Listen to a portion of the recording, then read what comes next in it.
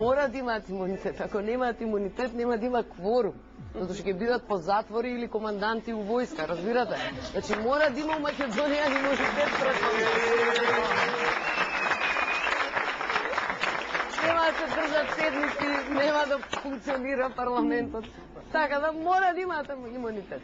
А иначе да бидам малце поозбилна, мислам дека не треба да се даде. Добро ви стои кога не сте сериозна. Благодарам. Како тога?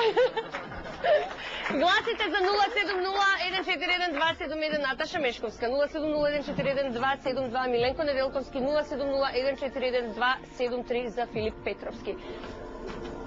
Да мислите се, да вземете својата позиција, следува следното прашање за вас, господин Неделковски. Позицијата ми е таква да штиклите на Наташа, гледам да е тоа неверојатно. Ама ве мола.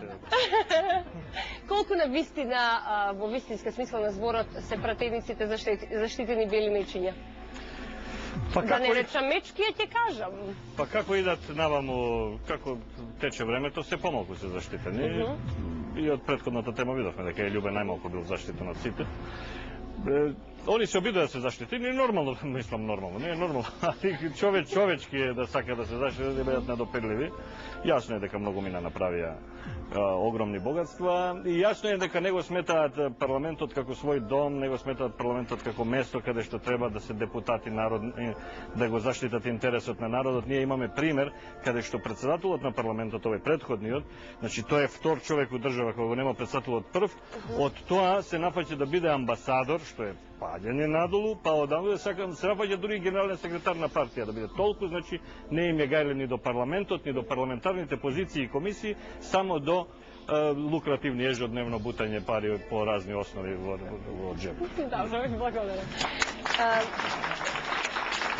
Ако веќе говориме дека, не знам, сега имунитетот мора да им се, вие го кажавте своето мислење, тогаш како, ако се потенцијално хипотетички криминалци или команданти, како тогаш воопшто стигнале на листата да бидат народни пратеници?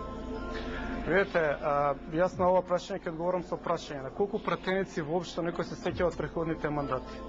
Значи се форсира од политичките елити, од политичките партии во парламентот да седат луѓе кои што се непрепознатливи, кои што се користат како гласачка. Јас се сеќавам на Врапчето. Сеќавам јас на него. Значи се форсираат луѓе кои што ќе бидат во парламентот гласачка машина. Сега они доаѓаат во ситуација кога веќе се гласачка машина, да сакаат да го наплатат тоа гласање. Ја мислам дека треба да се направи радикален рез во целиот политички систем во Македонија, кој што би го зафатил на крај и избирањето на пратеници и треба целиот избирачки модел да се смени, во кој што личностите би требало да се представат на избирачите и тие во предизбори да можат да ги рангираат како би можеле да добијат влијание во партиите. Жал Македонија да, момент имате реплика, 30 секунди, 30 секунди. Поише прашање, се по правило не треба да. Јас сега да стојам или да не, застанете.